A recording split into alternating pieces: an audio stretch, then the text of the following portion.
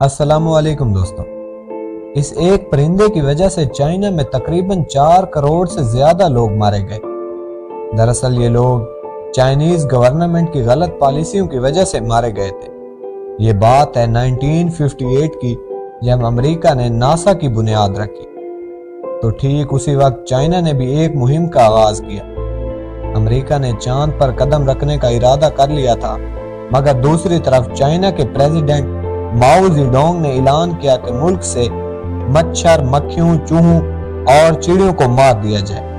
تمام لوگ حیران تھے کہ آخر ایسا کرنے سے ملک کی اکانومی کو کیا فائدہ ہوگا، مگر چائنا کے لیڈر کا کہنا تھا کہ یہ جاندار فائدہ کم اور نقصان زیادہ پہنچاتے ہیں، اس لیے ان کو مار دینا ہی بہتر رہے گا۔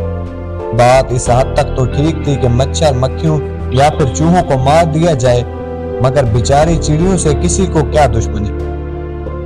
اس کے پیچھے دراصل چائنیز میتھمیٹیشن کی وہ کیلکولیشن تھی جس میں انہوں نے کہا تھا کہ ایک چڑیا ہر سال تقریباً 5 کلو سے بھی زیادہ دانہ کھاتی ہے، اور پورے چائنا میں لاکھوں چڑیاں موجود ہیں، اور ہر سال فصلوں میں سے لاکھوں کلو دانہ یہ چڑیاں ہی کھا جاتی ہیں، مگر ان سے کسی قسم کا بھی فائدہ چائنا کو نہیں مل رہا۔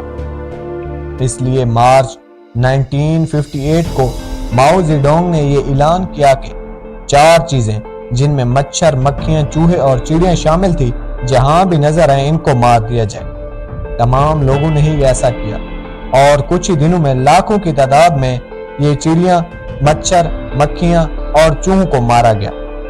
اس مہم میں چائنیز گورنمنٹ اس حد تک سنجیدہ تھی کہ انہوں نے زیادہ چڑیوں کو مارنے والے کو انعام دینے کا بھی اعلان کیا۔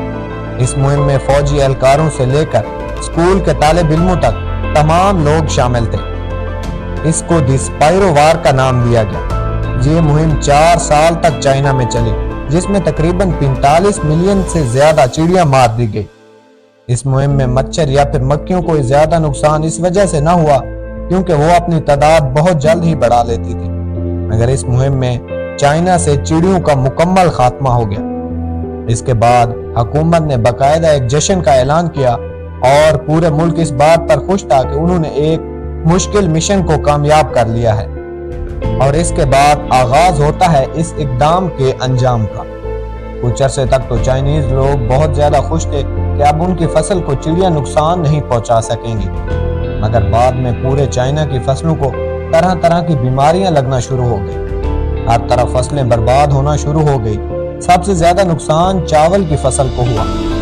چاول چائنا کے لوگوں کی بنیادی خوراک تھی، اس وجہ سے یہ فصل بہت زیادہ کم پیدا ہوئی، جس کی وجہ سے پورے ملک میں قحط پیدا ہو گیا، اور اسی قحط میں بعد میں جا کر 4 کروڑ لوگوں کی جان لی۔